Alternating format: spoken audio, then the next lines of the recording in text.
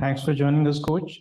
We have the Sri Lankan coach, Mr. Chris Silverwood here. We'll take questions from journalists who are present here. And there are some who have joined remotely. If they have questions, we'll then move to them. No problem. Thank you. With the rest. Chris, it's been a while since you got a victory under your belt in Australia. How does it feel? It feels good. It does feel good. Obviously, winning always feels much better than losing. But it was nice for us to turn up today and put in a good performance. Obviously, there's always going to be areas we can improve on, and we will look to do that in the debrief and come back stronger. But I thought the way that we applied ourselves in the field and the way that the bowlers went about their business today was superb. And obviously, Papham at the top of the order, played a real sort of match-winning knock there. And he should be very proud of himself for what he's done, and obviously help the team across the line. Dushman, the Chamira towards the end, is it a bit of a concern? Yeah, obviously we need to keep an eye on him. So the medical team will be watching him overnight and then potentially having a scan tomorrow, and we'll sort of make a plan from there really. But let's get all the information in first and find out exactly where we're at, and then we'll have to make a plan. Coach, after the Namibia-Netherlands game, was there any chat surrounding the net run rate? And if so, can you elaborate a little bit? Yeah, I mean, we're always looking at things, obviously like the run rate and everything else and all the technicalities that go with the game.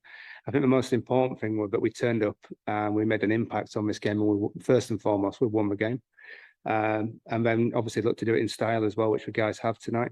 And obviously it's helped us massively.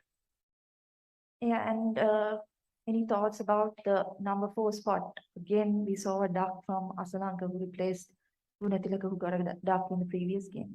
Anything on that? Yeah, it's again something that we'll have to look at. I'll sit with my coaching staff and have a chat with them. But it's certainly we could do with some runs coming at that position.